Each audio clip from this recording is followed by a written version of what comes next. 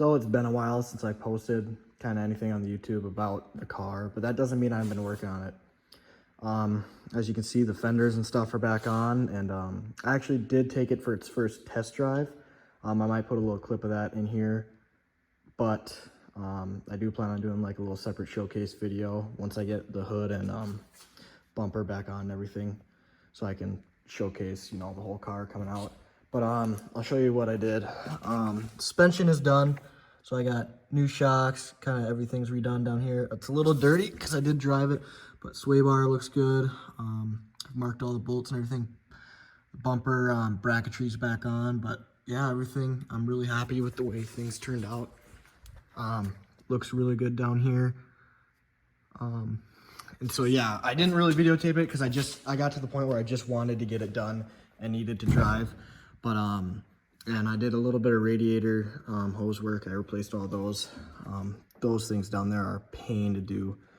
But yeah, I mean, the only problem is I do have a small leak in the radiator. I found out on the test drive right in the corner there. That can be fixed with new radiator. I can try to JB weld the redneck fix.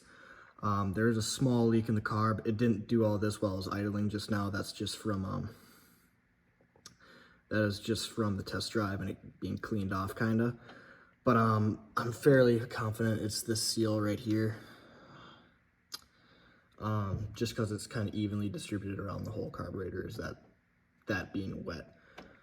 Other than that, I did a little bit of exhaust work in the back, which is just putting like just a new pipe and then tailpipe on. Pretty simple stuff. Probably have a video of it idling here.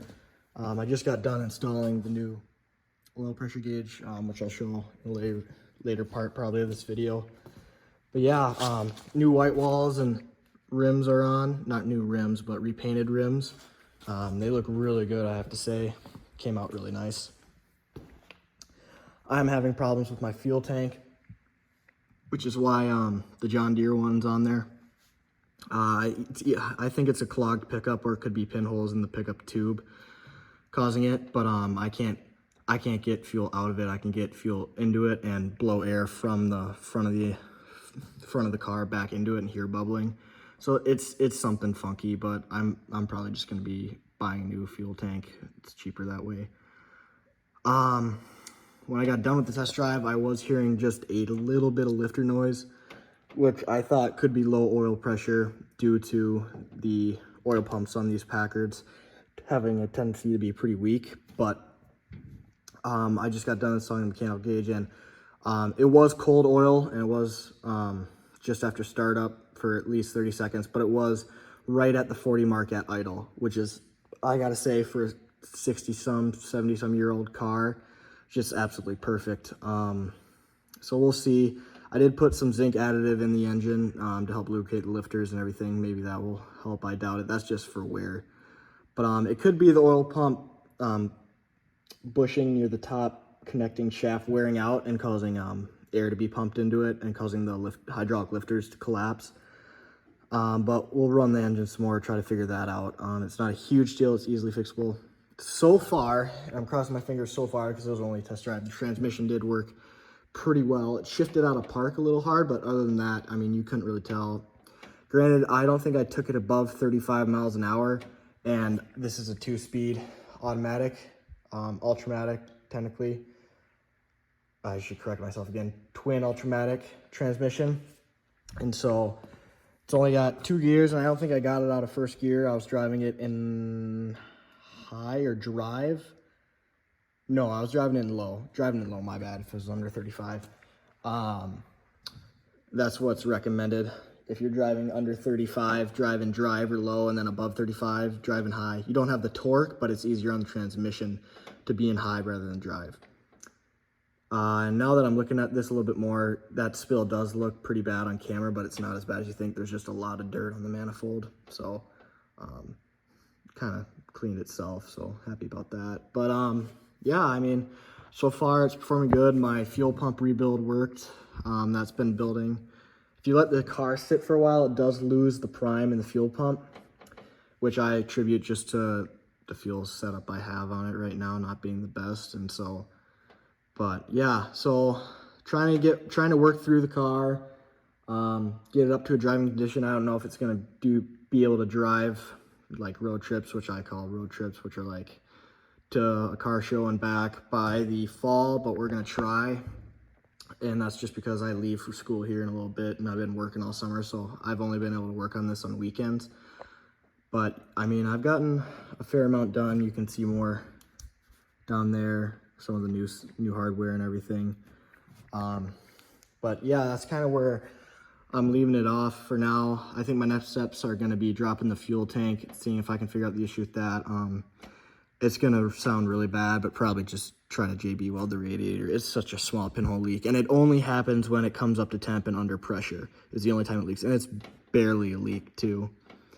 So I mean, it's not the biggest of deals, but it's whatever. So I think from here I will take you on to how I did the oil pressure gauge and give you a little how-to / see what I did on that. So here we are a while later, and I've gotten quite a bit of stuff done on my car. And so not really a how-to, but just a little bit of show how. So for adding aftermarket gauges on the Packard V8s, as right now I'm adding different oil pressure and a different water temp. Reason for that is the oil pressure on mine is only an idiot light, so that will come on and off after 5 PSI. And so I really want to be able to tell what my oil pressure is on this, because these have a tendency to have weak oil pumps. So if you don't check that out, you will get lifter noise and can wear down the can. The hydraulic lifters will not fully pump up, and they will deflate or have cavitation, which is air being pumped into the hydraulic lifters. But so on these Packard V8s, on one aftermarket location for the gauge is right down there on the side of the sender. And it's really hard to see. This might be a better demonstration down here of it, but you can see it way down there,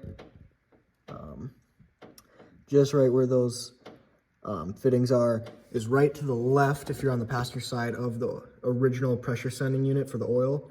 And off that is a 45-degree angle where you can attach I think it's a 1/4 inch or a 1/2 inch NPT adapter to a different oil pressure gauge. Routing, you can do whatever you want. Just for now, just kind of temporary, I have it going through my hot air vent. That's not really where you're supposed to have it, but I don't plan on using the heater at all during this, and was too lazy to drill new holes.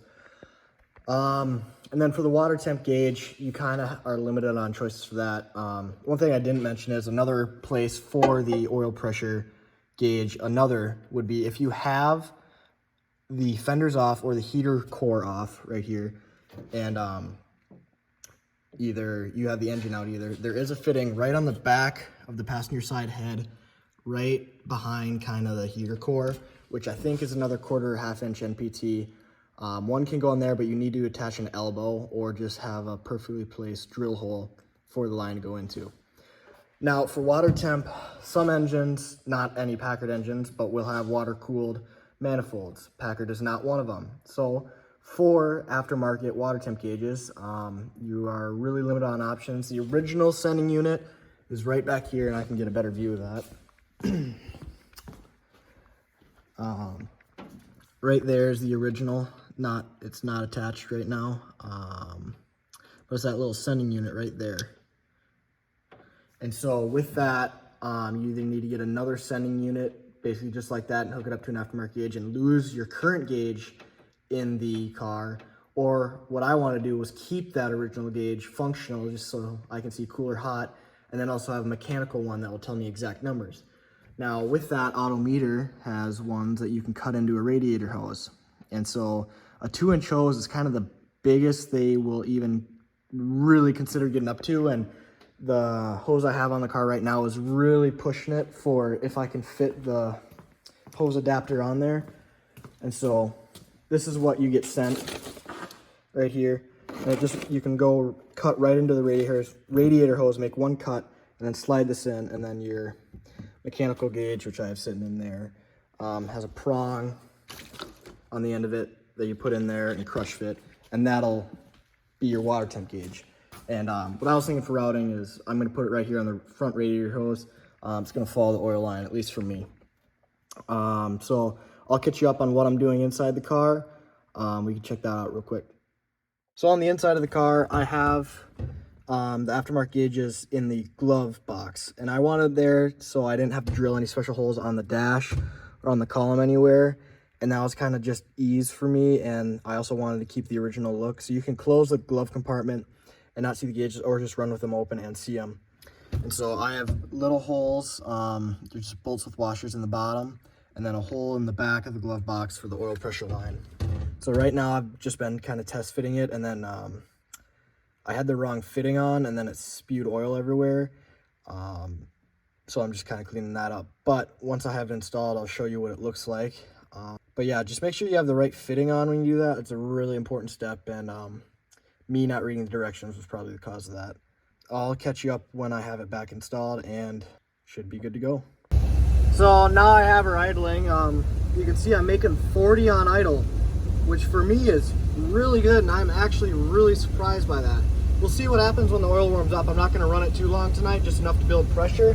But I did have a little lifter noise last time I ran her, which so far is gone, but so we'll see what happens. I'm gonna run her a little hotter, a little longer tomorrow. I just want her to build oil pressure tonight. But and I'll show you the final result when I get it mounted exactly in there. I just want to make sure I didn't have any leaks. That's one thing you want to double check for. It doesn't look like it. But yeah, I'm making almost 40 on idle, which is really good actually. So I'll check back with you when I have this thing mounted where I want it. So here's where I finally have it mounted. It's at a little bit of an angle, the mount for it, but that's all right because it kind of leans into the driver's position. But this is how I kind of wanted them. I'm gonna have the water temp right next to them.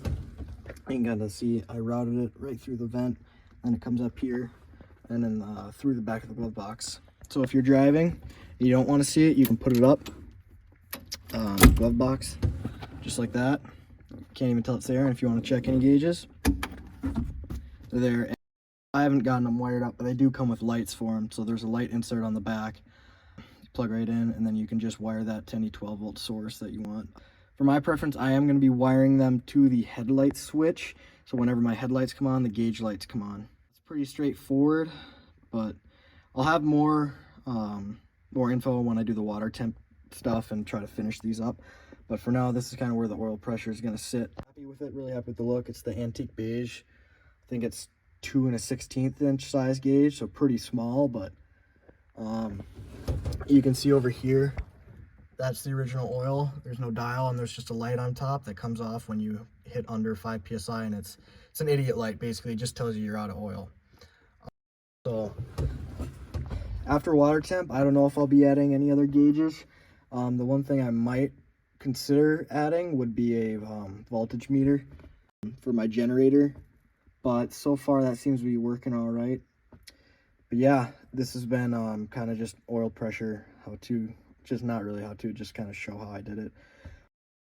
Yeah, if you're doing it, I showed you the locations on a Packard block you can tie into. You do have to take somewhere, or not wearing, a little bit of hose off and a vacuum line. I can actually show you that right now. Just for ease of getting back there, you're going to take off just this wire right here, and then your vacuum line or vacuum advance for the distributor. That just makes it easier to get into. So yeah, that's kind of it for now, and I'm sure there will be more to come. So that's kind of it for now. I'll try to update you guys more when I can, when I film more stuff, but I was at a point earlier, like I said, with the car where I just needed to get stuff done and didn't do a whole lot of stuff on camera. I do need to start this winter rewiring some stuff. The wiring is decently sketchy in here, but that's kind of a ways off with the current issues. But yeah, so I mean, everything looks nice. I don't see any leaks from the oil system down there. I did have one small one in the car, but I got that taken care of. So for now, this is where I'm going to leave it. I'll try to post more when I do more and try to videotape it for everybody, but this is kind of where I'm going to leave it. So thanks for watching.